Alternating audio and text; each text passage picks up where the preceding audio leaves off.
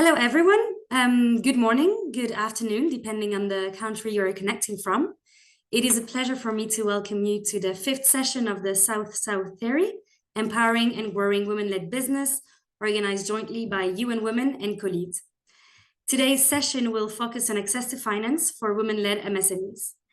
My name is Desanlis-Perrin. I am a project officer in the Networks and Alliances Department at COLEAD, based in the Brussels office, and I will be moderating today's session. Slide, please. So before going deep in the subject, I would like to remind everyone how to engage during the webinar. So you can exchange information or insights in the chat function. We strongly encourage you to submit your questions in the Q&A feature, as we will have time dedicated for questions to be answered by our panelists at the end of the session. Please note that the session is available in English, French, and Spanish. To choose the language in which you wish to follow the session, click on the globe at the bottom of your screen. If you don't find the globe logo, you might have to click on the 3 dots at the right of your screen. Finally, this session is being recorded and will be posted on YouTube, and all the resources that will be used throughout the session, including presentations and key points, will be shared on the AgriNovators platform, which my colleague will post a link in the chat right now. Slide, please. So let's quickly go through the objectives of this series. If it is your first time with us, well, we wish you a big welcome. The collaboration between UN Women and COLEAD started in January 2025 and targets entrepreneurs in the African and Caribbean countries and beyond, focusing mainly on businesses in the agro-food sector. The South-South series are tailored for business leaders and women entrepreneurs, aiming to foster collaboration among entrepreneurs, share knowledge, showcase successful experiences of women entrepreneurs, and enhance business skills, market access, and networking opportunities. Slide, please. So after 4 very successful sessions, the 5th session today focuses on access to finance for women-led MSMEs. We have more than 600 registrants, so hopefully it will be a very enriching and interesting session. The agenda for today is the following. I will start by giving an introduction of the topic. Then we will hear welcoming remarks from Jeremy Knops and Angela Davis. We will then proceed to the panel on experiences from women in accessing and providing finance. We will hear from Cecilia Lazarte, Edna Odallo, María Rojas, and Mboha. We will then have some time dedicated for questions, and finally, we will end with some key points and the path forward. Slide, please. So the main question that is guiding us through this webinar today is, why is fair access to finance important for women-led MSMEs in the Global South? Well, for different reasons. Firstly, it boosts economic growth and jobs. Women-led MSMEs make up about 35% of all MSMEs and are vital engines of job creation and productivity. As a reminder, MSMEs mean micro, small, and medium-sized enterprises. Then, fair access to finance empowers women economically and socially. Access to finance strengthens decision-making power, independence, and resilience to financial shocks.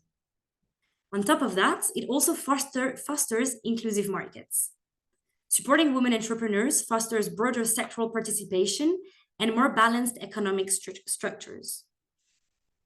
Finally, fair access to finance reduces poverty and inequality. Financial inclusion enables women to expand income-generating activities and invest in families and communities. So, slide, please. So, we've established that access to finance is crucial for women-led MSMEs. Nevertheless, women face many challenges in accessing those finances. So let's go through some of them. Firstly, limited collateral and property rights restrict access to formal credits. Then, financial products are poorly suited to women's needs, and there is persisting bias from loan officers, discouraging them from applying. Another barrier is lower financial inclusion. Globally, women are less likely to have bank accounts or engage with formal financial institutions. In developing countries, the gender gap in account ownership has remained around 9 percentage points since 2011, limiting access to credits. Also, sociocultural norms and family duties limit time, mobility, and business growth. It also discourages risk-taking and formal engagement with banks, reinforcing smaller and informal business operations. Then, skills gap in financial literacy, entrepreneurship, and management reduce loan readiness and business growth. Moreover, concentration in low-growth and informal sectors such as retail or food reduces access to larger financing. And finally, women in rural areas face additional challenges such as distance, safety, and mobility constraints. And so this persistent gender finance gap slows growth and limits women's economic empowerment. So this is the topic of today's session, how to overcome these barriers so as to encourage fair and equal access to finance and empowering women entrepreneurs to expand businesses, create jobs, and drive inclusive economic growth. So before getting deep into the subject and listening to our wonderful panelists, we will first hear some welcoming remarks from Jeremy Knops and Angela Davis. Slide, please. So I will first give the floor to Jeremy Knops, the General Delegate of COLEAD. Jeremy combines expertise in international agricultural trade and leadership development with over a decade of experience supporting ACP fruit and vegetable producers. Jeremy, the floor is yours. Thank you very much, Nina, and good morning, good afternoon, good evening from wherever you're joining us today. On behalf of COLEAD, it's of course my great pleasure to welcome you to this fifth session, organised with our valued partner UN Women. Now, the topic of the day for us is really timely and fundamental. How can we improve access to finance for women-led MSMEs? We heard from Nina a range of structural constraints for women-led MSMEs to access finance. And in addition to that, I would like to add that while focusing in the agri-food sector, also focusing an additional layer of structural complexities to access finance in the context of MSMEs, which are very well documented and which are often referred to the kind of missing middle type of companies, too large for microfinance and too small for the usual financial instruments or institutions that are out there. And so when we really look specifically at the case of women-led MSMEs in the agri-food sector, we are facing a very challenging situation.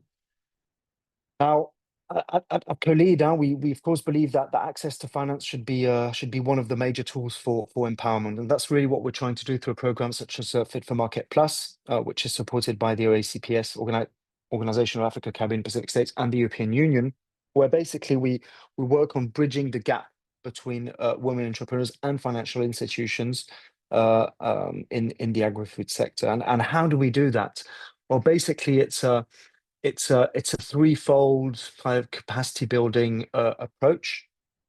And in the first place, we've been designing what we call an investment readiness path. So it's a structured learning journey that really helps women entrepreneurs to validate their business models, develop robust business and financial plans, and actually identify also appropriate sources of funding and the right type of funding.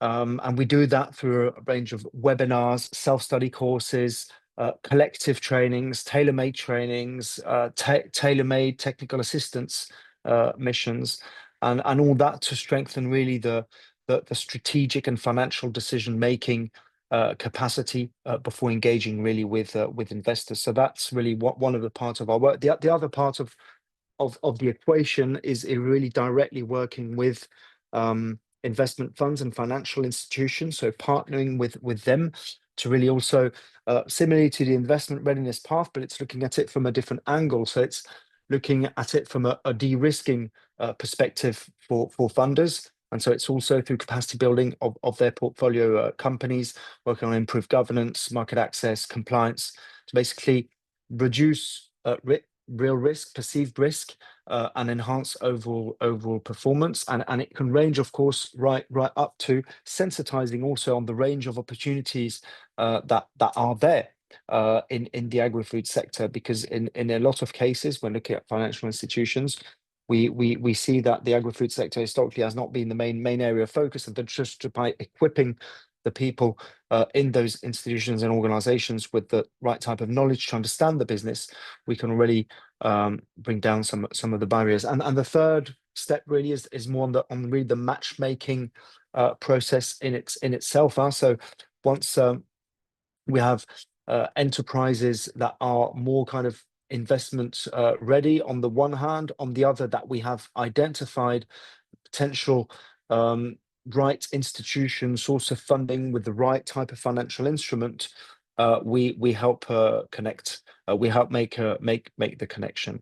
And so it's a kind of holistic approach that we're following. We're looking into different types of activities also in the near future, such as small matching grants, etc. But at the moment, this is the predominant kind of approach that we're following at COLEAD. So it doesn't, of course, solve all the issues, but it's our main way to contribute here to improve access to finance for agri-food MSMEs, and more specifically women-led MSMEs. And so what I just wanted to say to finalize is just to remind also, and Nina said it in the overall context, is that our collaboration, of course, with UN Women is just more about a single event. It reflects a more global shared vision. That basically women's economic empowerment is simply fundamental and essential to sustainable development if you want to be really credible in achieving sustainable development goals. And specifically on finance, it's really by linking financial inclusion, we believe, but with capacity development and gender responsive policy, that ultimately will be able to unlock potential of millions of women-led MSMEs. Because when engaging with MSMEs, we realize that it's often beyond, of course, issues on market access capacity, the number one issue today. It's about access to finance. So thank you again to UN Women for the continued partnership, to the European Union for the ACPS for their support for Fit for Market Plus, and of course to our outstanding speakers present today, and of course to all participants. So your engagement during these sessions is vital to make them lively, dynamic, to learn, question, and also to connect during the session, but also we invite you to connect after the session through different communication channels, of course, amongst which through the AgriNovators platform. Thank you again, and I wish you a very fruitful session. I'll be looking forward to the exchanges and conclusions. Thank you. Back to you, Nina. Thank you, Jeremy. So next, I will give the floor to Angela Davis. She is the partnership lead at UN Women Multi-Country Office Caribbean. Angela Davis combines over 20 years of experience in public health and gender equality with a passion for building partnerships that drive inclusive and sustainable development across the Caribbean. Angela, the floor is yours. Thank you so much, and good morning to everyone. Good afternoon, where it applies.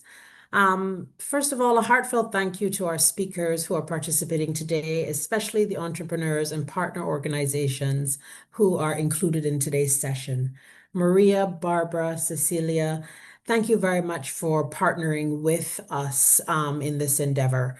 We are really, really, really pleased to be able to have opportunities like this for a lot of South-to-South exchanges and learning.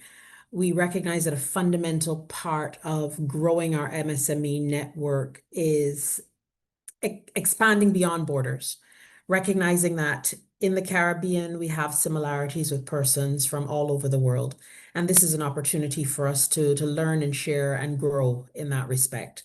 We are also very grateful to our partners at COLEAD, Jeremy and Nina, for their ongoing collaboration. And to all the participants joining from across the region and beyond, thank you for making this a truly global learning space. And this is really something that perhaps should be viewed as a best practice. With the advent of technology, we can have these types of conversations and these types of interfaces. So really, it shows that our learning has no bounds.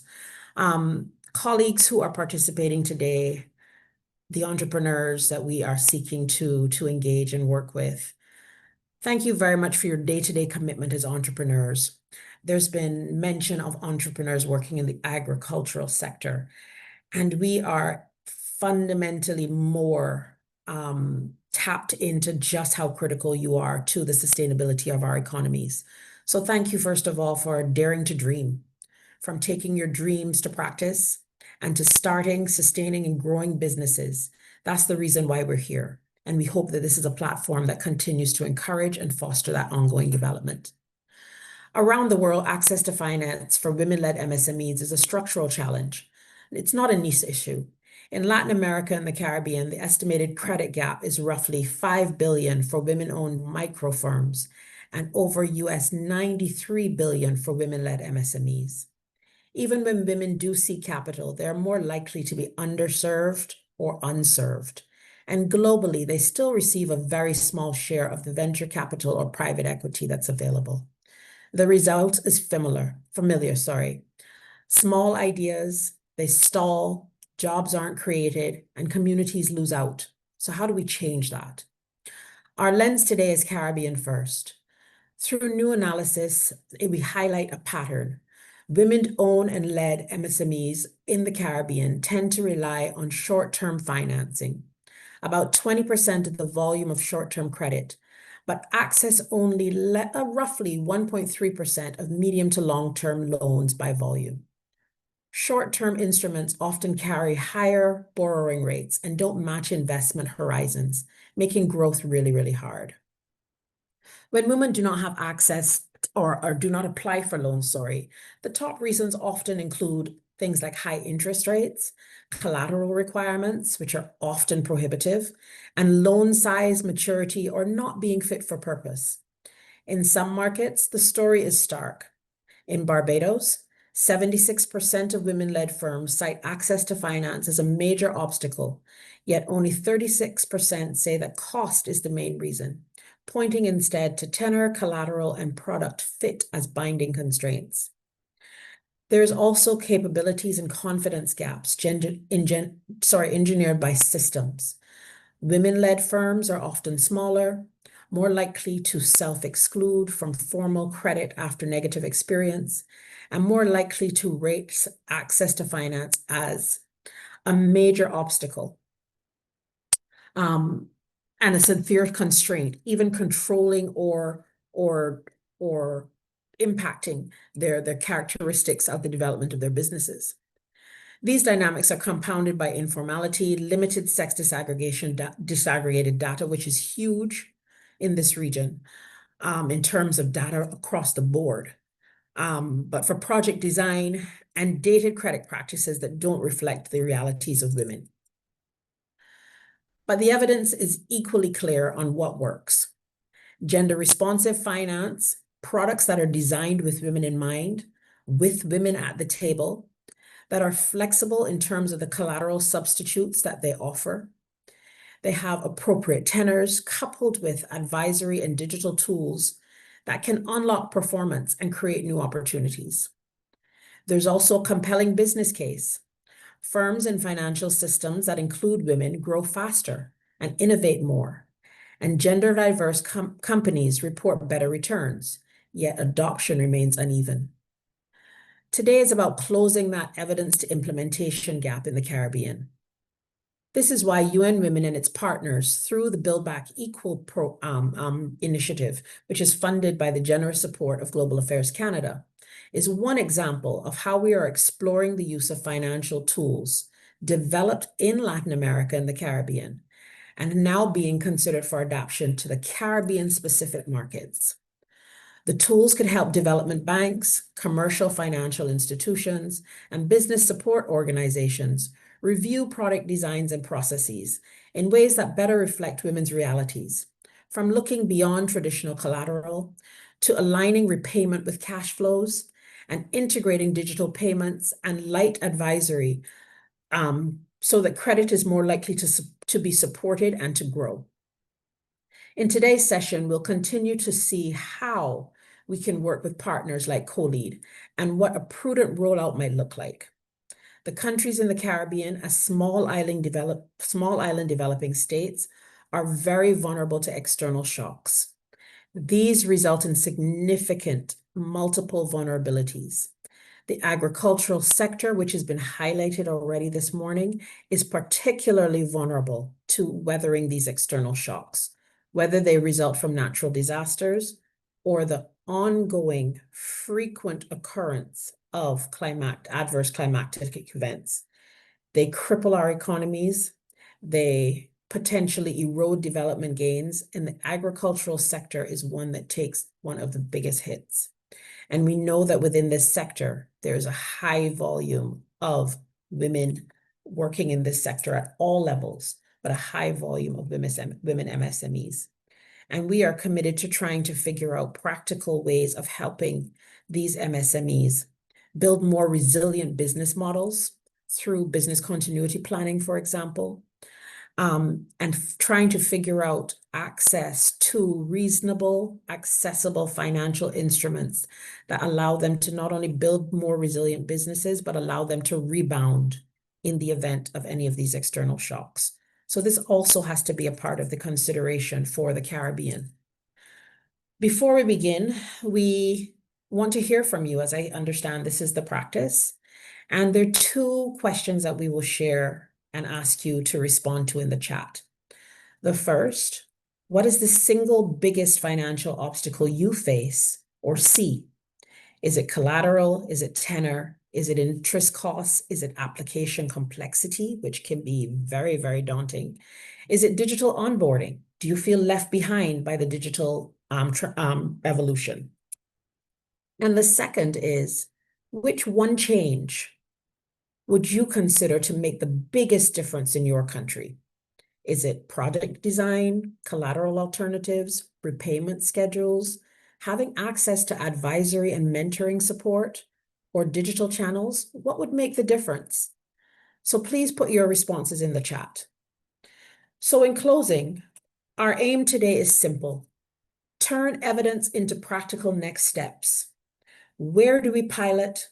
How to co-design with institutions? And what data and safeguards do we need so that finance truly reaches women-led MSMEs? We need to support this cohort of persons who support our economies and support our communities. We'll try to capture your chat inputs and reflect them in our follow-up with COLEAD and country partners over the next quarter. Thank you again to all of our speakers, and thank you all for lending your expertise and your voice to this session. Have a great session. Over. Thank you, Angela.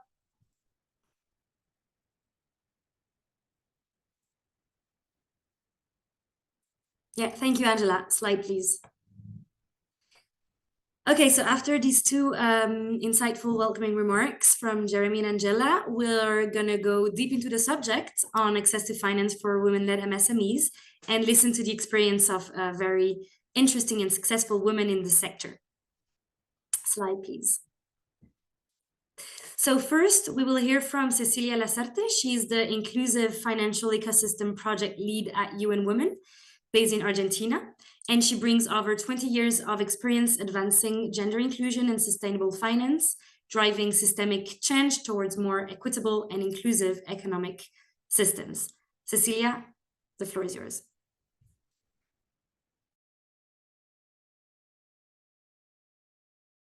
Thank you very much, Nina, and good afternoon, good morning to all of you.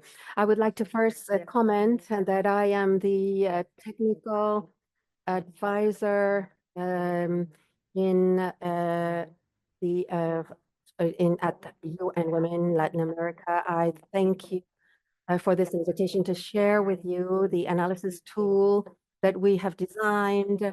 That is a tool for analyzing women's inclusion in the provision of financial products and services. In the 10 minutes that I have, I will try to give you a sense of what our work is, what are the main ideas that are behind the creation of this tool, what is the contents of this tool, and how the financial institutions have been using this tool, the institutions that are part of our project to change paradigm, to move away from traditional products and adapt adapt these financial products to the women's needs, to those women that are going to use these financial services. If you could change the slide. In this slide, you will see that there's a link to which you can have access to all the materials.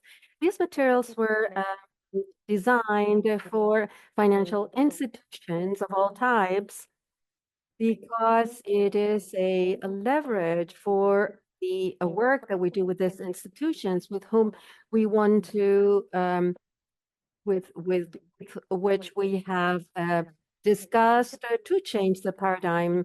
We want them to acquire new practices, to change their perspective, and that they should get closer to the users of the financial products and services, so as to overcome the barriers with regards to access, and also change the products. How do we make them more adapted to women's needs, to women-led businesses? How can we facilitate their access to credit for the benefit of their companies? And I would like to start with the process that led to creating this tool.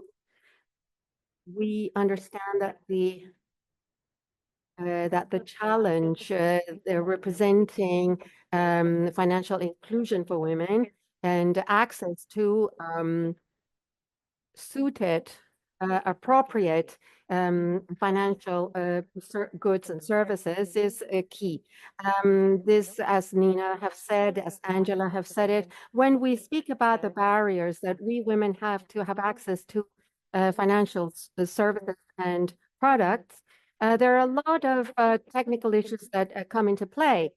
And this has led us to think otherwise, to think holistically, systemically. The objectives or what we want from the credit institutions, not only products that are adapted to a particular use, but we want to build an ecosystem that combines financial and non-financial actors or stakeholders, and that will actually allow us to develop the potential that women have. And these institutions should recognize these potential. And women as well, they should recognize their own potential, because it is important that they should be accompanied in this process. So the tool that we will be presented, and if you go to that link, also includes questions to help financial institutes to think of integral or comprehensive financial services that combine those services with non-financial services in order to generate cultural changes within those institutions on the basis of this important link, personal link that they will have with these users, potential users. So this tool has included the best practices in the sector. The project is very comprehensive and includes Guatemala, El Salvador, and Honduras. And we have seen that through the questions that we've identified, we can detect what are the barriers, what are the hidden bias behind the financial institution practices, and also to generate a process to see what are the structural barriers that the users have, so as to be able to overcome those barriers together with them, with those users. Now, this tool was, when I say tool, I wanted to understand what I mean. Might go more in depth about this, but because I can also speak about the project. But the tool is coupled with a series of other actions or activities. So what we want is to achieve cultural changes. And so there are guidelines on how to use this on a national level.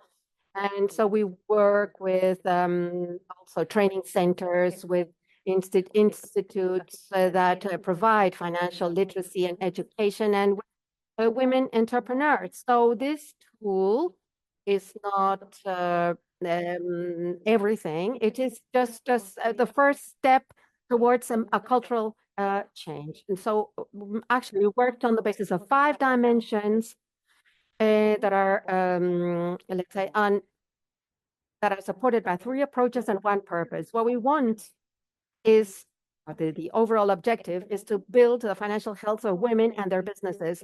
This is more than simply access to financing. What we are seeking to do is to develop those potential and those capacities and abilities that women have, and not only develop their financial literacy, which is also important, of course, but we want to expand the financial knowledge, but also to develop other abilities, for example, planning, projecting into the future, and put into practice those decisions that are necessary to make where women already have knowledge because they know very well the product they sell.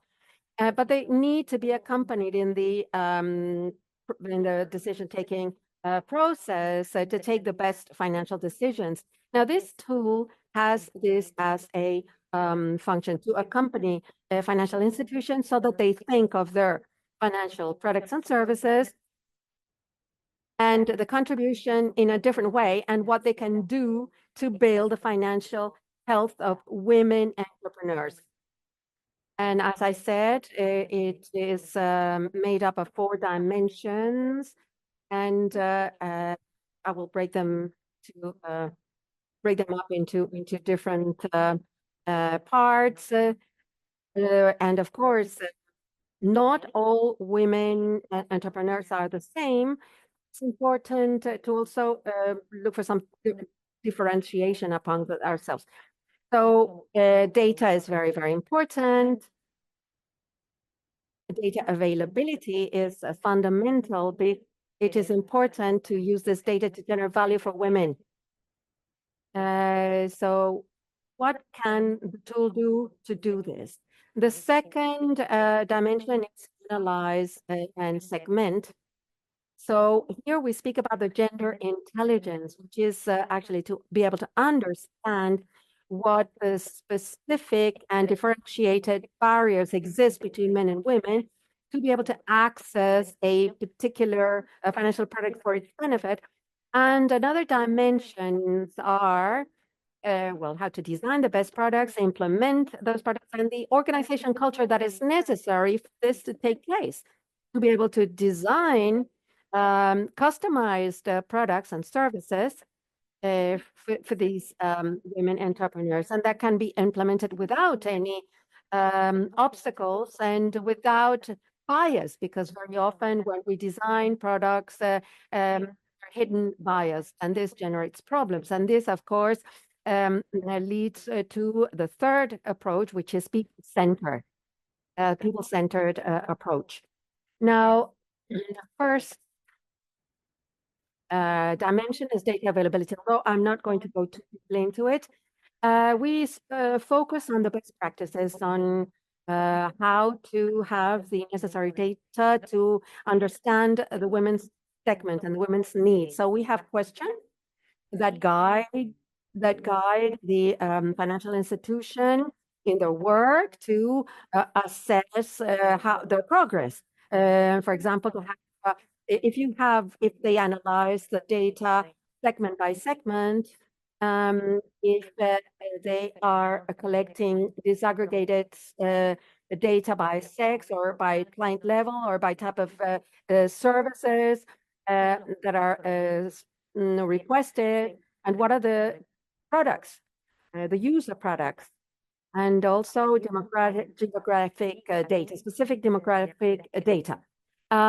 This will help institutions to manage data better, so that they have a comprehensive view on the person that is going to or that is seeking access to women-led companies, because we have this typical user of a financial product, and then we have the company that the user might have. This is very important because the most institutions do not have a data per sex, so they don't know if the company is led by women, or they don't consider that as a priority and data. So beyond having personal data, we need financial institutions to have clarity about the methods on how they will identify the sex of the company that they want to help with, and then have clear definitions. And this is, of course, in our guidelines. This is data. We go to the second dimension in the next slide. This is a second step, and then the importance here is how to analyze this. How do we segment this data? And I'm not going to go deeply into this, but it is important to know why we have so many barriers here. What is important is that financial institutions are seeing, for example, data disaggregated by sex. They might now disaggregate by behavior, by users, and also the performance of such data to that particular level. So, and the segmentation is not carried out by financial institutions, and there are many different methods to produce this analysis and this segmentation that is in the tool, shown step by step. And then we will go to the third dimension. Once we have the data analyzed and segmented, once we understand what the difference is between women and men-led companies, we are going to collect information we need to produce and to, or rather, design the product and service. So here, there's a concept that comes into play, which is gender intelligence. What are the differentiated barriers faced by men and women? What are they, and that is completely different from men's.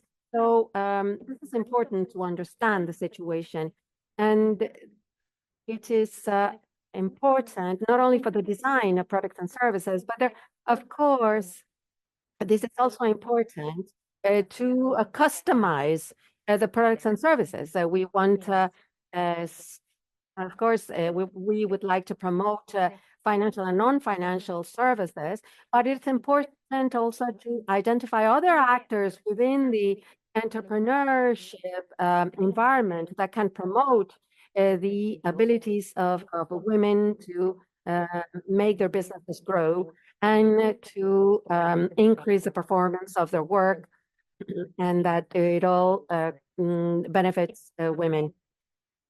Next slide, please.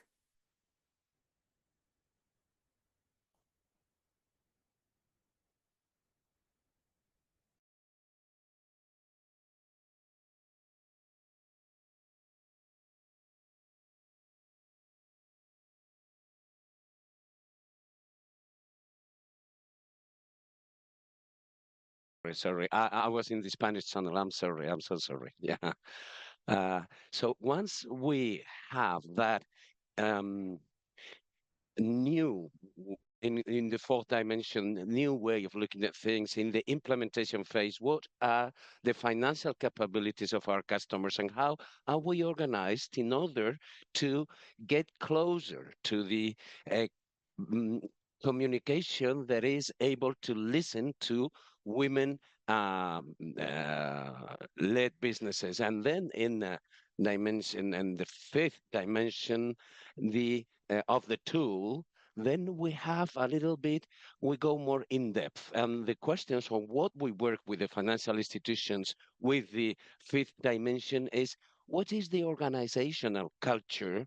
And please, Next slide. What is the organizational culture that these financial institutions have in order to make it possible for the workers in the financial institutions change their paradigm into a new paradigm which is centered on women, on people in the process of designing financial products. It is no longer just having policies of gender inclusion or new policies and practices of promotion of inclusiveness within the institution. We need to go beyond and have a commitment with innovation centered in the person, in the people, with the sole objective of really building financing health for women and their businesses. And that is it on my side. Thank you. Thank you, Cecilia, for this very interesting and very complete presentation. Now we will hear from Edna Odallo. She's the Managing Director at Afriscope Research in Kenya. Edna is a finance and investment expert with over 20 years of experience supporting SMEs to scale sustainably through strategic financial planning, market linkages, and enterprise development. Edna, the floor is yours.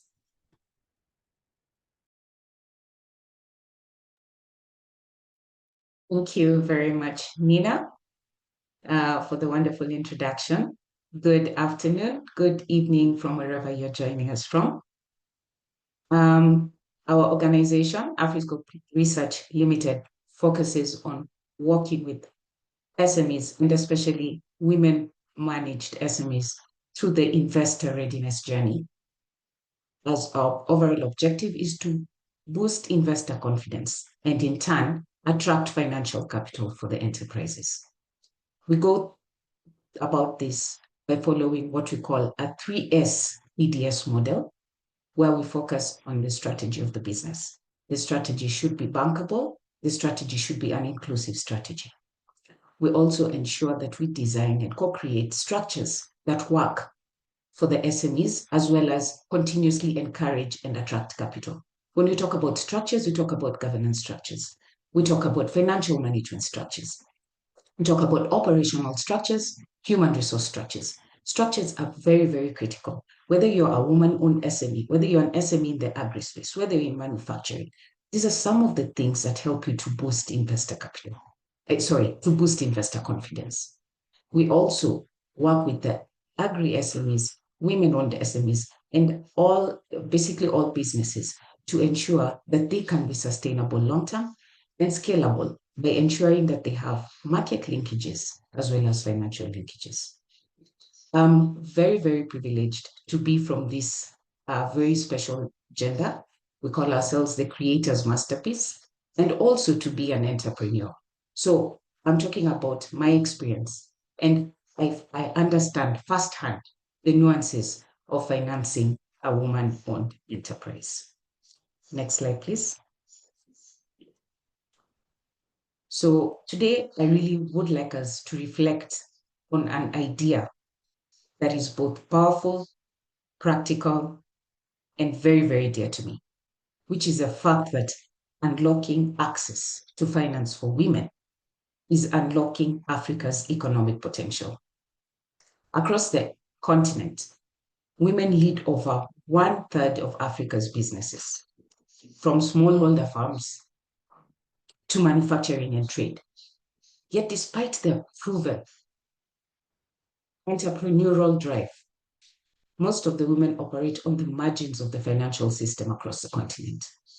According to the International Finance Corporation, the financing gap for women-owned SMEs in the sub-Saharan Africa currently stands at over $40 billion. It sounds like that, just a number, but it is not. For me, it actually presents millions of growth opportunities that are missed every single year. When women access finance, the impact is exponential. They create jobs, they drive innovation, and build resilience in their communities.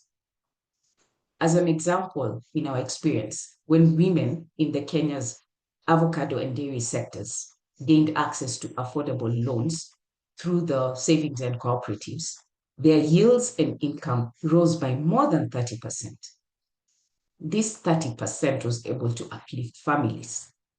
entire communities, not just individuals. So as we begin this conversation, let's keep one truth in mind.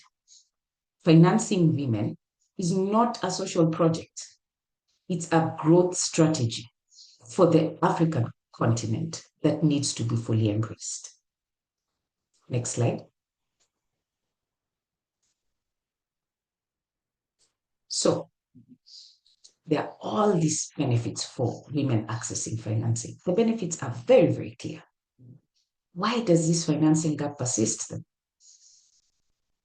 The reasons for the gap are structural, systemic, and deeply rooted in how our financial systems were designed from the get-go. We've talked about the challenges. My previous presenters talked about the challenges. We've talked about collateral. You know, most women lack titled property that can serve as collateral. In many African countries, fewer than 15% of land titles are held by women, which automatically locks them out of formal loans. In our experience, a lot of the formal loans are asset-backed. So if you lack the title, you're already locked out. Secondly, many women-led businesses operate informally. They have limited record keeping or registration. You operate as, you're a business, but you're not a fully registered business. I'll go back to boosting investor confidence. That is a problem right there. So traditional credit assessments struggle to see these businesses. They're hidden.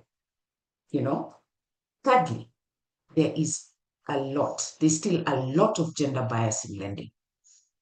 Women entrepreneurs are often perceived as higher risk, even when their repayment rates are actually higher than men's. Their default rates, according to statistics, are lower than men's.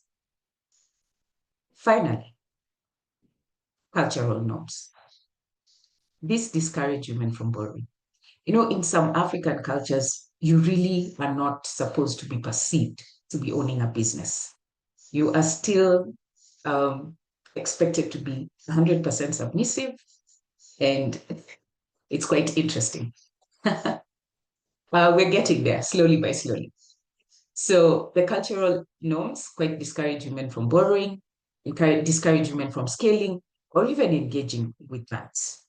Additionally, women enterprises are usually viewed as soft, small, more risky, So these are some of the issues that we're dealing with right now.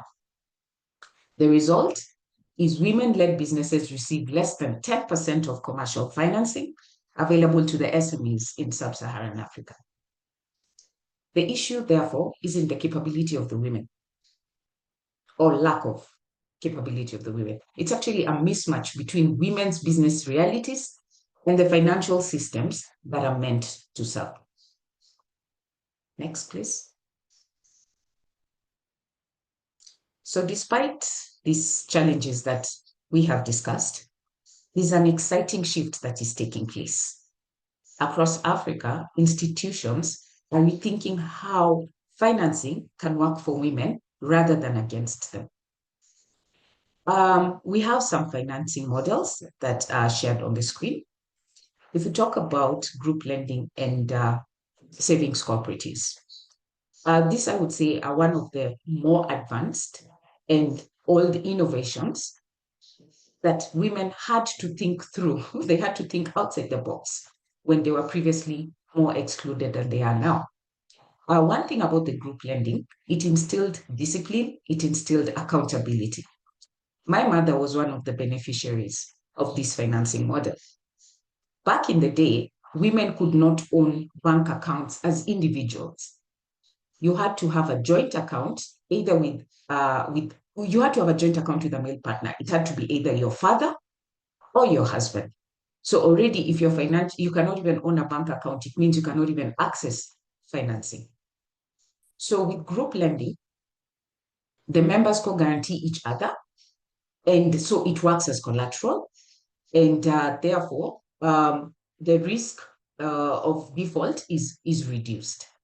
Group lending has since evolved and has been picked up also by formal commercial banks in Kenya, for example, whereby they use the same model And now women groups can have formal bank accounts and they can guarantee one another.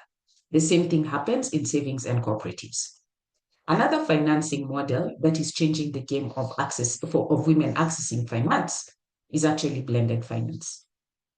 Blended financing de-risks women-focused investments by combining donor financing as well as private funds. So what happens is the donor financing comes at the initial stages of financing when this organization is probably deemed a bit risky. But it can only work if this money that is usually in the form of a repayable grant or low interest collateral-free loan, if it is targeted to strategic areas, say like compliance, so that the enterprise can be more competitive, or if the money is channeled to accessing new markets for overall sustainability of the business, then after the initial stage of financing, then the enterprise becomes more commercially viable and can be moved to the stage where they can now be lent money by a traditional bank or a private equity organization. But it has to be, at the beginning, it has to be more like donor-related or donor-based financing, which is more understanding of the various business cycles of the enterprise. And at that particular point, you find that the commercial banks or traditional sources of financing deem this organization a bit more risky. So we need the support at the very beginning, and then they can now be transitioned to commercial lenders. We have seen this working in Kenya with an organization that we worked very closely with. This organization is in the indigenous vegetables. They produce and sell African leafy vegetables. And this actually worked to a point that they were able to raise over $100,000 in financing later from a commercial lender. Part of it was asset-backed because they were able to acquire a refrigerated truck for logistic purposes. So the blended financing actually works. So the third financing model is digital finance. Digital finance has really revolutionized lending, especially for women in the rural areas, since, as we know, traditional bank branches are fewer and mostly located in the larger towns. So the digital finance has boosted a lot of inclusion of women-led MSMEs by addressing the problem of travel, time, creating a financial footprint for these women-led organizations by boosting inclusion of the women-led MSMEs. In terms of they are able to create a financial footprint since the money is received and sent and recorded. So that financial footprint is clear. They can also save money as well as borrow through these digital finance tools. To a very, very large extent, digital finance has addressed the issue of time poverty that plagues a lot of women. I mean, both men and women have 24 hours in a day. But for a woman, you have to allocate your time to trillion activities, if I may say so. It's not just household chores, taking care of the family, taking care of your extended family, taking care of your children, as well as running the business. Do not forget tilling the land as well. So time poverty is an issue, and digital finance addresses this very well. One good example of such a platform is the Liner Finance in Tanzania. It also aims to tailor solutions that work for women as well as youth. So digital finance is a game changer. We talk about credit guarantee schemes as a financial model. Credit guarantee schemes encourage traditional sources of financing, like banks, to lend to women without the heavy collateral requirement. This is because the guarantee schemes have de-risked the enterprise already. And the banks know that even if there's a default, they will be able to recover something from the guarantee scheme. So they are more willing to lend. A good example would be the African Guarantee Fund, AFAWA initiative, that is heavily supported by the African Development Bank. So it provides partial guarantees that de-risk lending to women-led enterprises. The money does not go to the SME directly from Africa Development Bank, but it goes through the regular commercial banks. They're able to now offer products to these women, knowing that at the back of it all, the risk has been lowered. Last financial model is the impact investment and gender lens financing. This is very critical. When I started our conversation, I talked about we work with businesses to co-create inclusive strategies. Impact financiers look out for impact. So if we have an inclusive strategy where your business is, for example, employing more women, they will be more keen to invest in you. If you have a business where, for example, the impact is on reducing or mitigating climate adverse effects, then you are really positioned to get financing from an impact financier. So this impact and impact investment and gender lens funds, they channel capital to women-led and women impact businesses. We have examples like, for example, in Nigeria, where we have Access Bank's W initiative. This has redesigned products for women. And so far, it has reached more than 80,000 women entrepreneurs. This is actually a very, very big success. And so this has improved access for women, and it also have more friendlier repayment rates, because what impact investors really look out for is more of the impact than the profits. It doesn't mean they only look for impact, but they at least pay attention to impact, and that reduces the strict requirements of collateral, as an example. Next slide, please. So we must recognize one thing, though. Access to finance alone does not equal to empowerment for women. If you have a loan, but you do not have, not just a loan, it could be a grant, financing without the right knowledge, without the right networks, without the right market linkages, can quickly become a burden. Real empowerment happens when finance meets capability. This actually leads to empowerment and to sustainability. We call this finance plus capacity. We have some examples like the Rwanda's Women in Business initiative. This combines access to working capital with mentorship and business training. Women supported through this model have a higher business survival rate and are expanding much faster than the national average. Similarly, in Kenya's aquaculture sector, when women fish traders received both small loans and digital finance training, they doubled their sales and gained greater control over household income. Empowering, so what we're trying to say is empowering women financially is not just about giving credit, it's about building ecosystems that enable women to own, grow, and sustain their enterprises. Next slide, please. Now, the big question here is, where do we go from here? Financing women's future requires collaboration across sectors.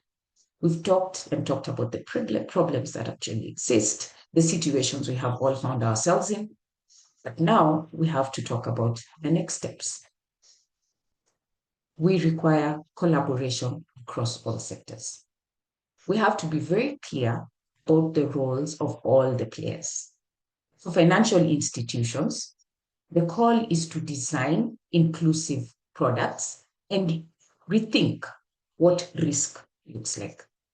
Risk should be measured not by collateral alone, but by character, by capacity, and by cash flow. When you look at the governments, the focus should be on creating an enabling environment. And creating an enabling environment. We have various policies in Kenya, like the Credit Guarantee Scheme and the Women Enterprise Fund. These are good starting points, but they still need a lot of support in order to scale. For development partners, this is the moment to expand blended and impact finance. These are tools that generally reduce the cost of capital for women-led enterprises. For women entrepreneurs, the challenge is to strengthen your business capacity. You need business records. You need to leverage on your networks. We need, as women, to build the confidence to ask for and to negotiate capital that is affordable and appropriate. My fellow women, we need to be bold. And it is actually possible. I am talking from experience. For the enterprise support organizations like Afriscope, we need to continuously advocate for the right policies. We need to continue researching, acquiring knowledge on where we can direct our women entrepreneurs in order to get capital. As an organization, as Afriscope, we have spent a lot of time and a lot of our resources in order to be able to have the information, this particular information. And I would urge my fellow women entrepreneurs to normalize working with advisors because we have actually put in time to know where we can get this information. Next slide, please. As we close, let us return to where we began, the power of financing women. This is not just about fairness or equality. It is about unlocking the full potential of women-led businesses. Every time a woman gains access to fair financing, she just does not build her own business. She multiplies the opportunity. So the next time we talk about economic transformation, let us remember, finance is power. And when that power is shared equitably, entire communities thrive. Thank you. Thank you so much, Edna, for this very, very great and very inspiring presentation. Now we will hear from María Rojas. She's the head of information and analysis at REDCAMIF, based in Nicaragua. She brings over 12 years of experience in inclusive finance and data management, leading sector studies, financial monitoring, and knowledge initiatives that strengthen microfinance across Central America and the Caribbean. Unfortunately, Maria could not participate live today, but she kindly pre-recorded her presentation, which we will watch now. We are a regional network that promotes financial inclusion through more than 100 affiliates and institutions in Central America and the Dominican Republic. Together, we manage a loan portfolio of over $3.6 billion. Of this portfolio, 43.7% is allocated to women and 53.1% in the rural sector. In total, our affiliates serve just over 1.9 million customers, of whom 61.2% are women and 58.9% live in rural areas. Although women represent the majority of the clients served by our member institutions, inequalities in access to and use of financial products between men and women persist. We therefore consider it essential for the entire financial ecosystem to work together to help reduce this gap. Within this framework, REDCAMIF has signed an agreement with women with the aim of strengthening the capacities of financial service providers to, among other factors, integrate the gender perspective into their products and services, generate and analyze data disaggregated by sex, and highlight the importance of women's financial inclusion through events, specialized studies, and communication and advocacy actions within the framework of this alliance. So within this alliance, we have accompanied 6 institutions in the region, in concrete terms, Guatemala, Honduras, and El Salvador, as well as institutions that work with vulnerable populations. These institutions were provided with gender intelligence advice aimed at designing products and services that were saved on a deep understanding of the needs, challenges, and preferences of female clients, so that financial offerings could be differentiated for women and men according to their particular realities and specific needs. This advice included feedback on the results obtained through the tool for analyzing women's financial inclusion in the provision of financial products and services, as well as support in the development and implementation of action plans to identify gaps that can be bridged. We consider this tool to be an innovation and a significant contribution to the inclusive finance sector as it integrates best practices on women's financial inclusion. In addition, it is easy to use and understand for financial service providers, which facilitates its adoption. Amongst the main lessons learned, we highlight that institutions are collecting data disaggregated by sex. However, there's still gaps in data analysis and segmentation. For example, identifying specific needs based on demographic, geographic, or behavior criteria. Although some institutions have already designed products tailored to women's needs, it was identified that market strategies are not specifically and effectively targeted at this segment. Likewise, there was evidence of the need to establish key performance indicators, KPIs, for female financial inclusion within institutional strategic plans to measure concrete progress in reducing this gap. The use of this tool also made it possible to identify the importance of strengthening non-financial services through financial education, literacy, and business management training programs that facilitate access to and proper use of financial products.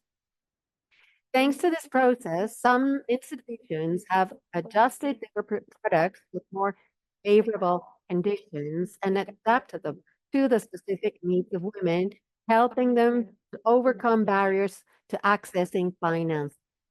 Another relevant finding within the organization, cultural, and capacities module was that many institutions still lack a clear institutional commitment to gender equality. And this is an issue that is being addressed within the strategic action plans, promoting the incorporation of a gender perspective into their internal strategies, policies, and practices. It should be noted that our work will not be limited to the initial 6 institutions within the advisory service.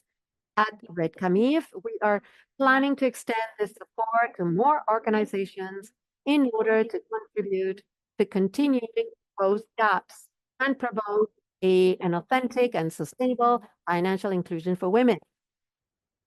Finally, I would like to share that we are adapting our Findex data portal to incorporate disaggregated information by sex, consolidated at regional level, by country, and by financial service provider. This information will be available to the entire sector, allowing for the visibility of disparities in access to and use of financial products between men and women, and serve as the basis for the design of more inclusive and effective strategies. Gender disaggregated data are essential for understanding the specific characteristics of the female or women segment, which will allow institutions to identify new market opportunities, differentiate themselves from the competition, strengthen their relationship with their customers, and improve their value proposition. In addition, these data make it easier to monitor the performance of products and programs and mobilize concrete actions towards true financial inclusion with gender equality. In conclusion, based on our experience, gender-focused financial inclusion is not only possible, but is necessary to advance towards more equitable and sustainable development in our region. We have seen that financial institutions are taking important steps by collecting data disaggregated by sex and gender equality through a network in the adaptation of our index performed with disaggregated information at the country-regional institutional levels, which represent a significant advance for evidence-based decision-making. However, we still face important challenges. There's, for example, a need to incorporate gender equality as a real institutional commitment to strengthen marketing efforts aimed at women and to design financial products that truly respond to their needs and realities. The lessons learned reaffirm that a simple diagnosis is not enough. Constant monitoring, sustainable action plans, and the commitment of the entire financial ecosystem are necessary to generate lasting change. The path to financial equality requires collaboration, innovation, and institutional will. To this end, we will continue to expand this support for institutions promoting practices that eliminate biases and strengthen opportunities for women. Only in this way can we build a more inclusive, accessible, and fair financial system that recognizes women not only as beneficiaries, but also as key agents of economic and social development in our region. Thank you very much.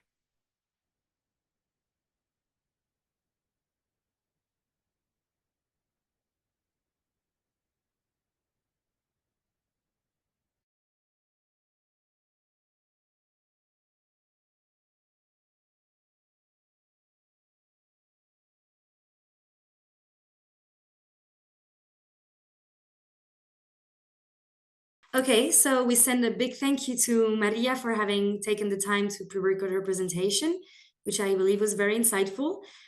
So as she is not with us today, if you have questions for her, you can still put them in the Q&A feature, and we will link up with her so that she can send her answers by email, and we can send them to you by email as well. Okay, now for our last panelist, we are going back to Africa, and we're going to hear from Michelle Mboha. She is the investment manager at Inua Capital in Uganda. Michelle brings over 8 years of experience supporting and investing in early and growth stage SMEs across Africa, with a strong focus on empowering women entrepreneurs through financial inclusions and business growth. Michelle, the floor is yours. Great. Thank you so much for that. As I mentioned, my name is Michelle and I come from Inua Capital. We are the fund managers of a number of funds, the main one being the Inua Impact Fund, which is locally domiciled in Uganda.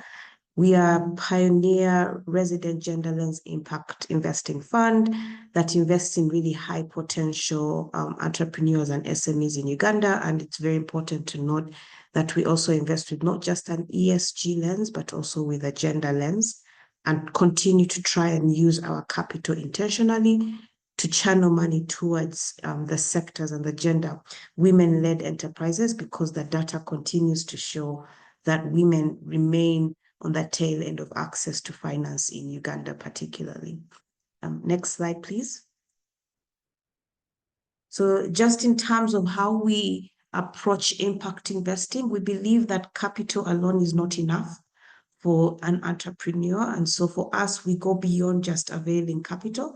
And so we invest very patient capital to the companies that we invest in. And we add a lot of value to the businesses, because we are very cognizant that capital without the right strategy, without the right partner, is going to be the biggest loopholes and the biggest pitfalls that a company can face. On top of helping the company from a strategic point of view, we also provide technical assistance as a bonus to our capital. And usually this comes in form of a grant that goes to support the companies in really formalizing and really addressing the key issues that we continue to see facing women-led businesses in Africa and particularly in Uganda.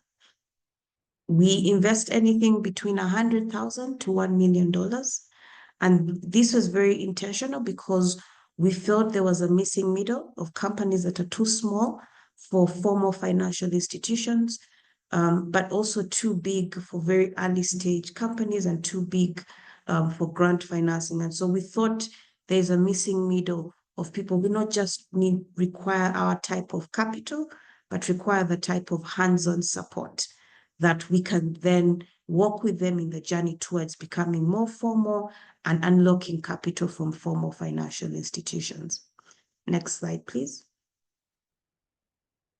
So a lot of this has already been spoken about, but I'll talk about one of the things that we continue to see that creates continuous barriers to finance for women-led SMEs, especially in Uganda. And I think for us, it's a pattern it's a cyclical pattern.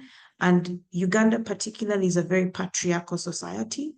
And we see that, for example, in how land and inheritance and property rights continue to play locally in the country. If you look at the number of land that is registered to women in Uganda, for example, it's only about 17%. And this obviously coupled with the fact that the most common type of collateral that formal financial institutions look out for is land, already creates a barrier for women. Because of this system that we are set up, because of the way land ownership and property inheritance is set up, ultimately it affects the collateral requirements that women make.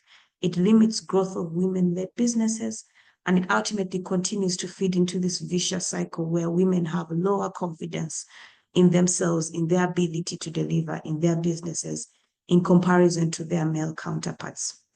We also continue to see, particularly with women-owned businesses, a risk aversion.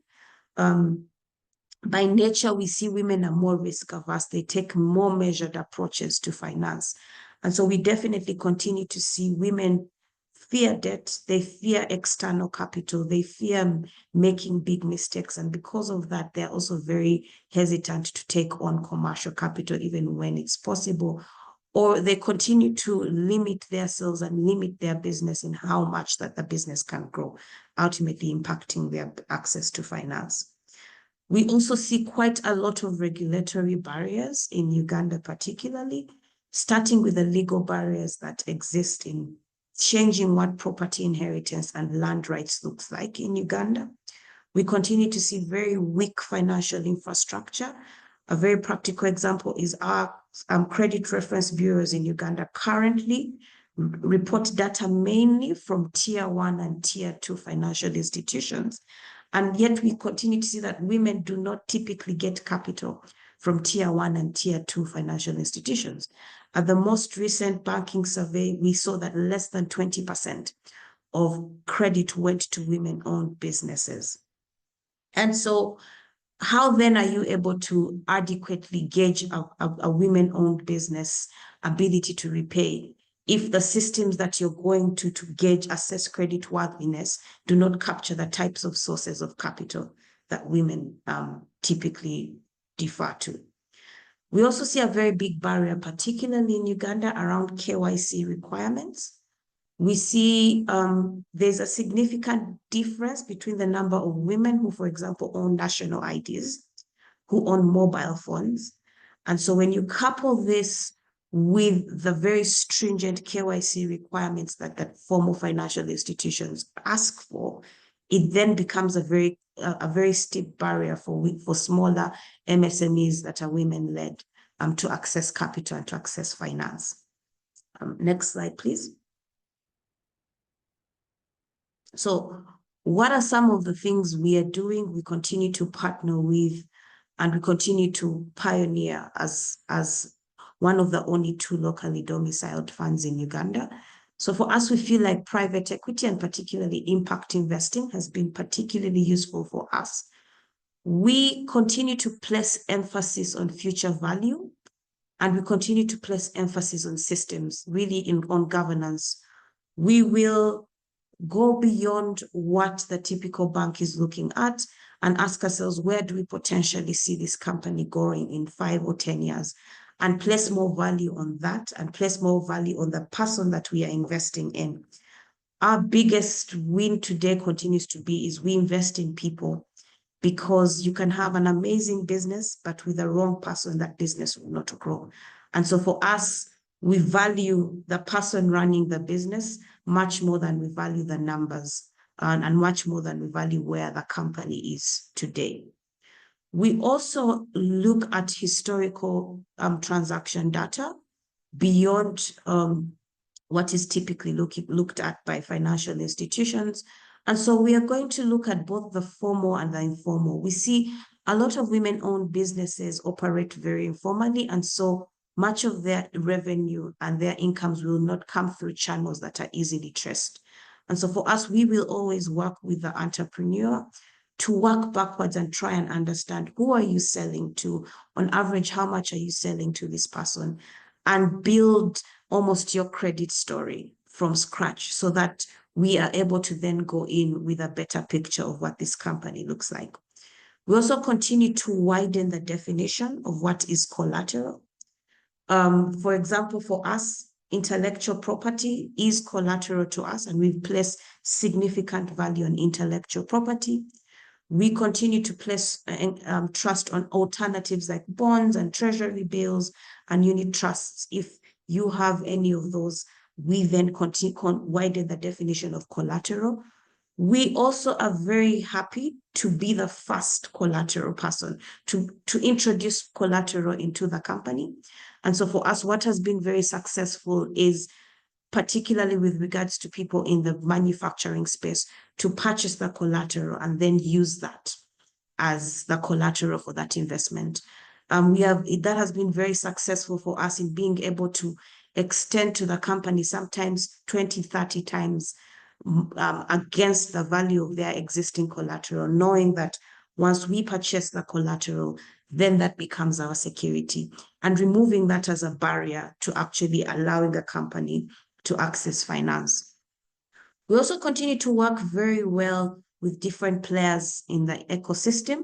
For example, guarantee arrangements, where we have partners like GIZ right now, who's just about to launch a partnership with the Finance Trust Bank in Uganda, and they will be placing cash collaterals with Finance Trust Bank, with really the goal that then Finance Trust Bank is able to extend capital to unsecured capital to women, to earlier stage businesses, and ultimately lower the interest rate and take on much more risk for these women-owned businesses.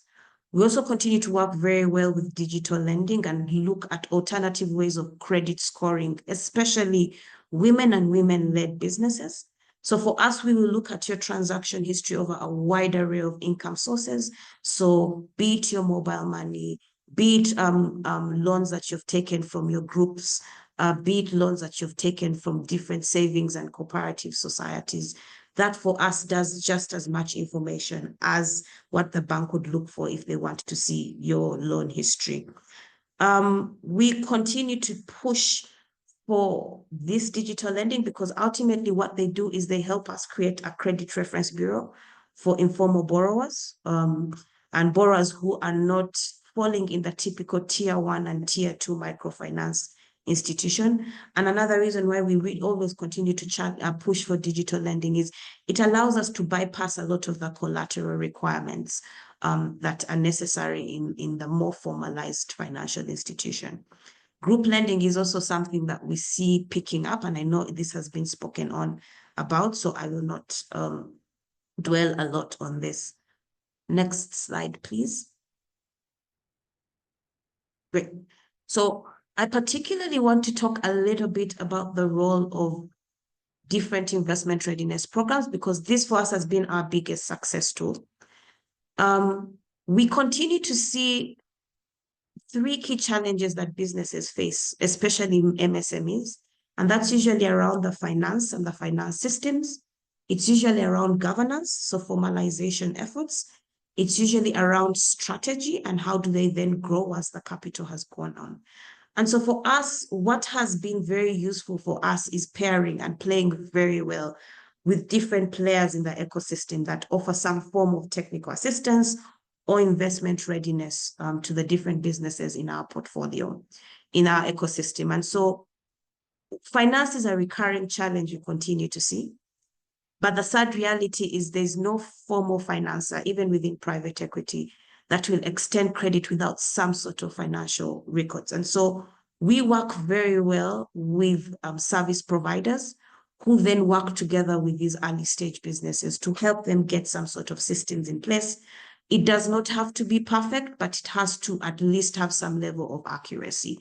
So it makes a very big difference having absolutely no records and at least showing me for the last 6 months, for the last 1 year, this is how much money I have made, this is how much money I have spent.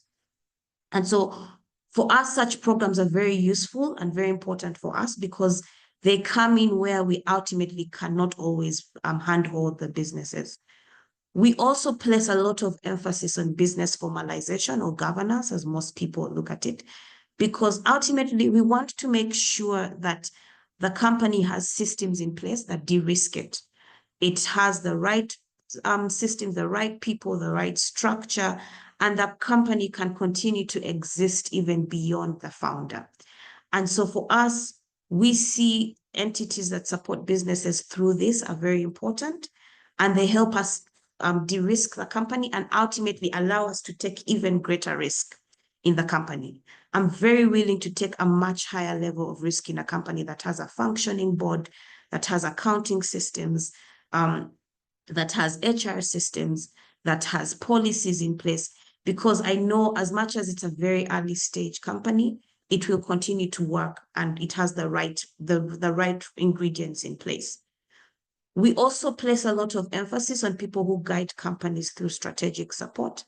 We continue to do this as Inua Capital, but we always see a big challenge that happens with businesses is at the point at which they raise capital, more often than not, we start to see a lot of these businesses not just struggle, but ultimately collapse because they did not have a good plan around how they're going to use the capital, what's the best way to use the capital. And so this is something for me that I continue to emphasize to any entrepreneur, specifically women-led entrepreneurs. And finally, networks. I think networks are extremely important. We recognize that entrepreneurship is extremely lonely and difficult, but we also acknowledge that there's no new problem under the sun. Any problem that you are facing, there's somebody who faced it before you. And for us, this is the importance of networks. It helps, it gives entrepreneurs, especially women, who particularly struggle with confidence, sounding boards, people they can talk to, people they can walk through different pitfalls with. And that for us has always been something that we champion everywhere we go. Next slide, please. So I'll just end with 2 very practical examples from Uganda that are within our portfolio. And so the first is a company called Fauna Health Foods. It's a majority female-led business. We are their first institutional investor. And despite them having very positive revenues, they were unable to secure credit from tier 1 financial institutions and had actually up to this point survived on personal loans from one of the co-founders, the founder's spouse. But for us, we took the risk because as much as they didn't have any collateral, as much as their numbers were not audited or validated, as much as there was so many risk factors, for us, we felt coming back to the intellectual property, this company, its value was actually its recipe and its formulations. And its value was actually the founder. And so for us, we took a bet on the founder, knowing that the founder really was the value in the business, not the numbers, not the assets that they did not have. That actually the most important asset for Fauna Health Foods continues to be the founder. We were also able to work through one of our partner organizations, that the now defunct USAID, and we worked with them not only to develop a strategic growth plan for the business, but to also conduct financial audits for the business. And this was a very big boost in us being able to invest in the company. So for us, going to our investment committee with a clear strategy, clear strengths, clear use of funds was much more important than the fact that we could not validate a lot of the things, the fact that it was a very early stage business. And ultimately, this is why we got a yes and an approval to invest in this company. From a performance perspective, it's no shock that the female-led businesses in our portfolio continue to outperform the male-led businesses. So maybe there's a room for us to understand why, but they continue to outperform all the metrics we set for them.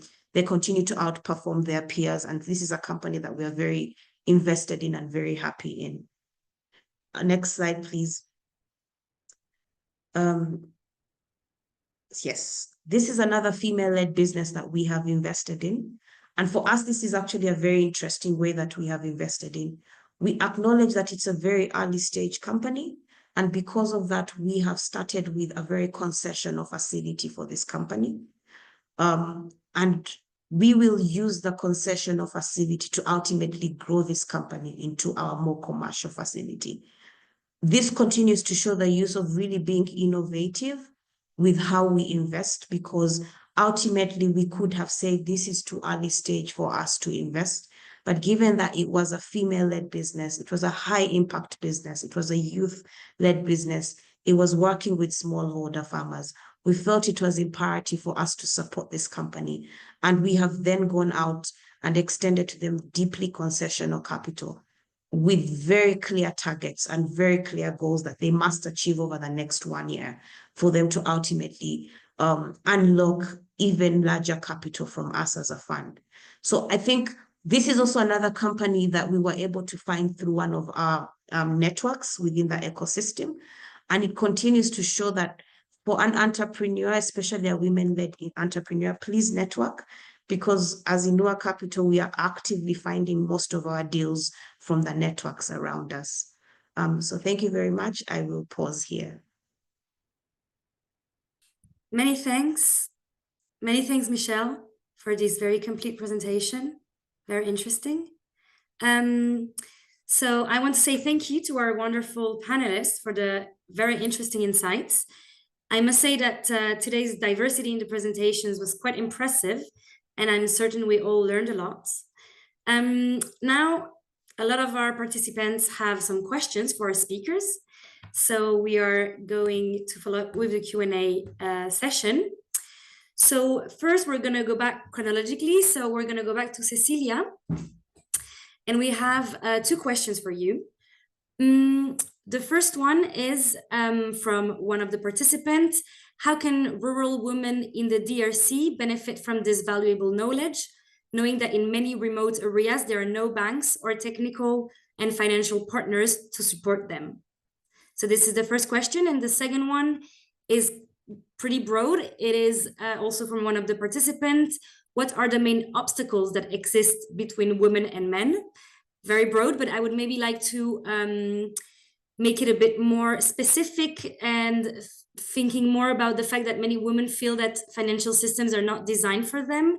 Could you give any examples that you've seen of women entrepreneurs successfully changing that narrative and actually taking the step to reach out to financial systems? Thank you. Or a big financial institution in the middle of a big city. This tool goes beyond that. It is rather a way to rethink the whole financial institution products and change the way we think into an ecosystem way of thinking, a new paradigm. The proposal is to try and regenerate, change the relationship between the users, the women, and those who provide financial services, institutions that have to rethink, reshape, modify, being it needs to be empathy towards the women users of these financial products. And when I'm talking about empathy, it's not just solidarity, it's active listening, trying to understand what are the needs in that particular context in which that woman or group of women are trying to go forward. And also very important, meaningful partnership with other actors that are together, accompanying, networking with that woman entrepreneur, so that you can create financial products collectively, relevant products for this kind of woman and the reality of the woman. So the tool is trying to implement a new change in the paradigm on how we think the financial product. And then the challenge, and she froze up, the link of the bridge between women and the financial institutions, and the differences between men and women. This difference of men and women and their relationship with the financial institution is something that is not just limited to the financial system, but rather the position that as women we have in the economic, in the market system, in the employment system, in the different sectors of entrepreneurship, and how we women are able to find our place in that space. And if we believe, and there is a belief that women, because of our obligations to care, we have more reproductive roles than productive roles. So the big challenge is that we women have, when we try to become business women, project launchers, we need to be able to challenge that belief that makes that we women cannot move forward, cannot have big dreams for our businesses, because we need to, have given the role of care, the care responsibilities that women should, this way of thinking. I need to start believing in myself and asserting myself as a businesswoman. Of course, it limits the use of time, and we need to change that through the financial system. If the financial system stops questioning a woman just because she is a woman, if the financial system starts analyzing the capacity to create a business, and not just because she's a woman, through the financial system, we are sending also a message to how women are actively participating in economy, in employment, and also a deeper message how we participate, how we distribute the roles, the care duties within the homes and the communities we are part of, in which we are also largely involved. So this has to do with that. The difference has to do mainly with the fact that we need to change the way women participate in the productive sector, and try to give value in, and that the life has to be cared for, and it is not just for women to care for life. We as women can contribute greatly in the labor market, in the market in general, and this is how we need to be recognized by the financial institutions.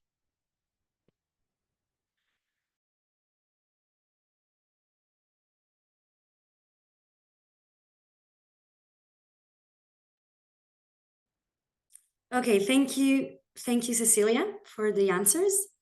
We will now go to Edna.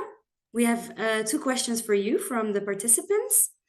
So the first one is, can women in the Caribbean have access to these transformative solutions, or can it be adapted? And the second one is, you talked about the importance of synergies, and you have shown the different roles, different actors can play. That person is kind of missing some clarification regarding knowledge development and the role of academia. So maybe you can clarify a bit this part. Thank you. Okay, thank you very much for the questions.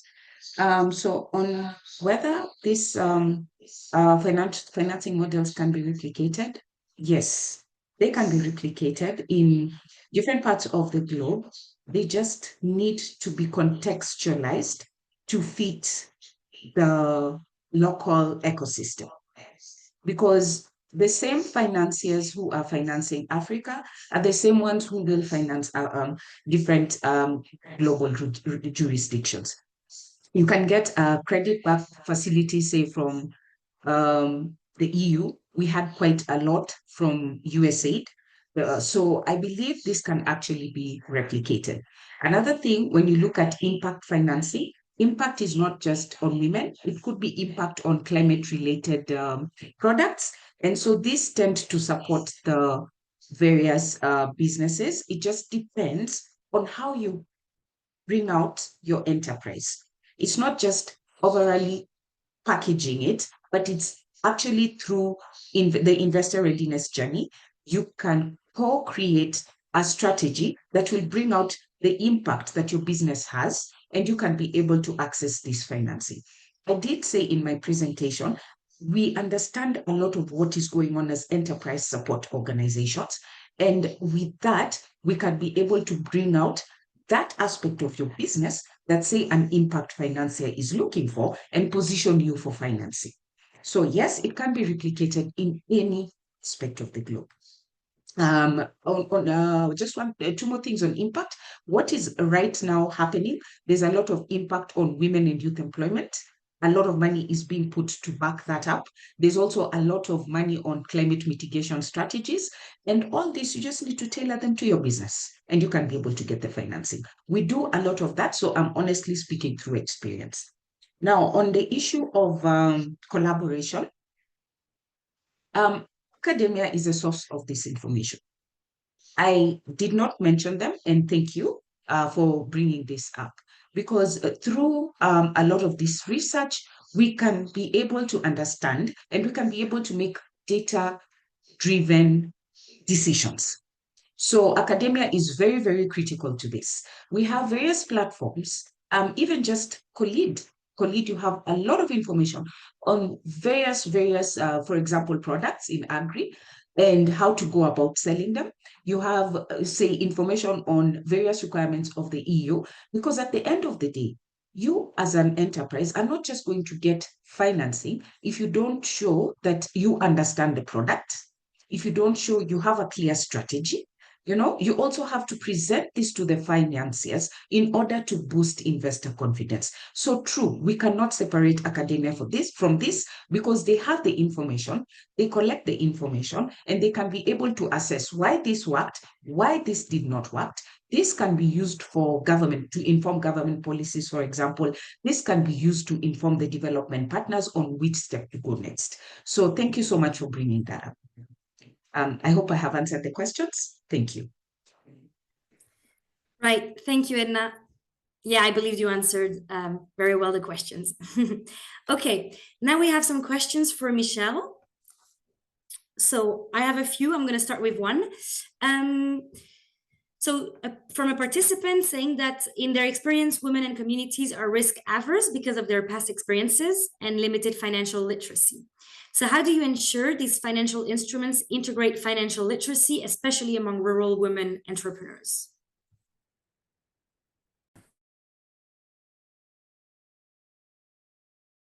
Michelle, you're muted.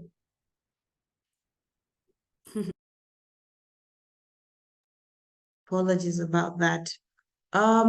So part of the work that we do before we, for example, invest in any business is we actually invest very heavily in their education. Our typical investment process takes a very long time because we have understood that, one, we will pay for the legal support to ensure that the entrepreneur gets a lawyer on board, helps them understand. And we have actually found ourselves in situations where we will refuse to sign documents if you do not use the legal support. And so we allow you to choose your lawyer, we will recommend, but for us, it's very important that you not only understand what it is you're signing up for, but you are fully aware. The first thing we do within the first 90 days once we enter an investment actually is really a lot of financial literacy. It's almost a finance for managers sort of thing where we take the core promoter in the business through an accelerated process of just learning the basics. What is revenue? What is cost of goods? What is gross profit?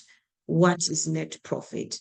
And it depends on where they are in the process. And so for us, for the first 90 days, we work together with a lot of our technical assistance service providers to bring somebody in-house who is at that company every day for 90 days, and sometimes even extended periods of time, depending on the need.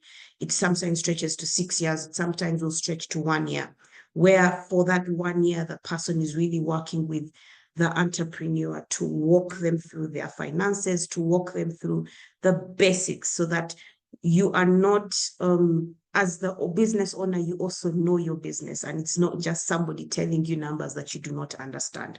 So that's something that we pay for outside of the commercial capital, and we work with a lot of our technical assistance partners to avail that service to any person we invest in, whether it's a woman or a man, as part of our mandatory post-investment support.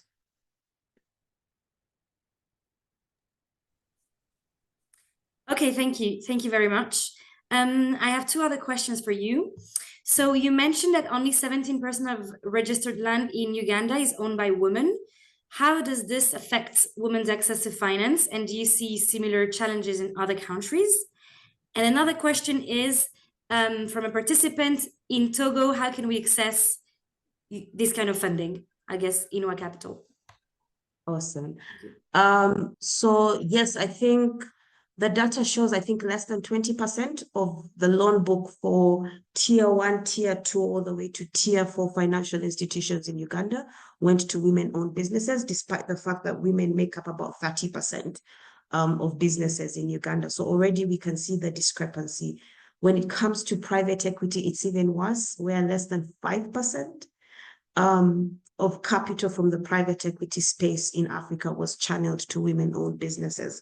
And so there's a lot of data around that. So this is not just a problem in Uganda, unfortunately. It's a problem that I continue to see across Africa. So that's something that we continue to work with, and I think it's why we try to be very innovative with how we define collateral, and not just tier it to what is traditionally seen as collateral in our ecosystem. With regards to Togo, I think we are part of a family of funds called Investors and Partners, and we all come from a very similar impact thesis. So we all have very similar ways in which we invest. And I think I will double check, but I know they're also very active in Francophone Africa. They have Synergie Burkina Faso, which invests in the region. They have Synergie Senegal. They have Teranga Capital. They have a fund, Nerea Capital, I think in Mali or Cameroon. So we are part of 10 funds. So I would be more than happy to see if any of the other funds invest directly in Togo and share that. But please just go to the Investisseurs et Partenaires website. It lists all the 10 funds that we are part of and the areas in which each of those funds invest in. And we all have a very, very similar investment approach. Great, thank you.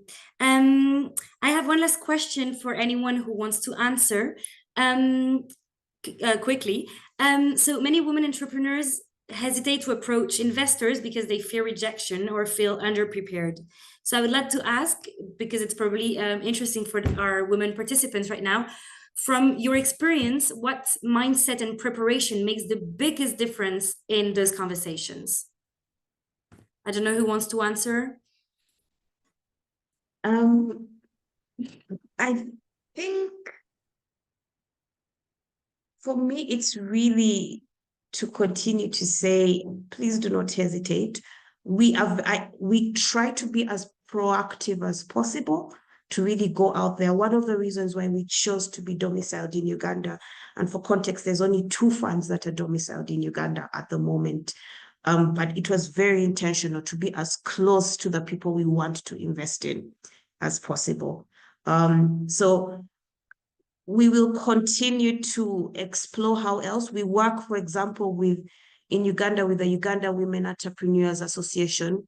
We continue to speak at as many events as possible, because we want as many women-led businesses to know that this is an alternative, this is an option. So that's the best I can do at this point, but to always encourage you to just reach out. We try as much as possible to respond to everybody who reaches out to us. If I may just add on to what Michelle has talked about, for us as enterprise support organizations, we empower the women with knowledge. We also empower them with their businesses so they can be confident about their business to stand and speak for their businesses. We also, yes, we are business advisors, but one woman speaking to another woman, we encourage them also on other sides, like softer skills, how to approach an enterprise. We work with them how to approach a financial institution. We work with them through the journey of financing, from the time they put in the application to the time they even get a term sheet from the financial institution. We help them to negotiate the terms. You only need to do that once with a woman entrepreneur, and then she will take off from there. So it's about really capacity building them, and you only need to show them once. It has been our experience. Thank you. Great, thank you very much. Okay, so as we come to the end of this inspiring session, Jara, if you want to put back the PowerPoint. Thank you. So as we come to the end of this inspiring session, I want to thank our panelists and participants for sharing their expertise, experience, and energy. Today, we have heard remarkable insights from leading experts on access to finance and women's empowerment, and we have explored the opportunities and challenges facing women-led MSMEs across Africa, Latin America, and the Caribbean. So we begin by acknowledging the realities. Women entrepreneurs face persistent barriers to finance, limited collateral, structural biases, restricted networks, and gaps in financial literacy all continue to slow the growth of women-led businesses. Many women operate in informal sectors or in roles undervalued by the financial system. And in rural areas, access to banks or digital tools is often limited. So these are systemic challenges, but as we have seen, as we have heard today, they are not insurmountable. Our speakers have shown us what is possible. Digital finance services, microfinance, blended finance, and tailored financial products can unlock women's economic potential. Financial literacy, mentorship, and peer networks provide confidence and guidance, enabling women to make informed decisions, expand their businesses, and take leadership roles in their communities. So where do we go from here? Well, first, financial inclusion must be treated as a priority. Policymakers, financial institutions, and development partners must collaborate to design gender-sensitive products, flexible credit options, and collateral alternatives that meet the needs of women entrepreneurs. Second, digital tools and platforms must be leveraged to overcome geographic, cultural, and mobility barriers. Mobile money, digital IDs, and e-wallets, for example, can provide safe, accessible ways for women to manage resources, establish credit histories, and access capital. Third, structural change is key. Supportive policies, inclusive regulations, and efforts to reduce social and cultural obstacles will ensure that women can fully participate in high-growth sector and the broader economy. Finally, and I think we've talked about it a lot today, capacity building is essential. Strengthening leadership, business skills, and financial confidence will enable women entrepreneurs to navigate financial systems and grow their ventures sustainably. Mentorship, peer networks, and hands-on learning must complement these efforts. So I take this opportunity to promote our online entrepreneurs platform, AgriNovators. You will find all the information about this session, but also about different topics, including women empowerment, of course, but also climate resilience, circular economy, and so on. So I invite you to join our community forum to explore sustainable innovation that transform food systems. You can ask questions, share ideas, share insights. You can see the QR code on the slide right now, or the website, agrinovators.org.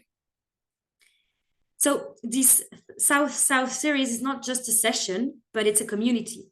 And I strongly encourage all of you to continue the conversation and collaborate beyond today's session. Next slide, please. So thank you all. Thank you for joining us. A special thanks to UN Women for a collaboration, to our colleagues, Angela Davis, Alonso Bobes, and Jara, to our interpreters for their excellent work, and to our panelists, of course, for sharing their knowledge today. Together, we can continue to advance inclusive, equitable, and sustainable growth for women-led MSMEs across the Global South. Next session will be on Wednesday, the 26th of November, and more information will be shared soon. So thank you, everyone. Have a really nice rest of your day, and see you on the 26th of November. Thank you.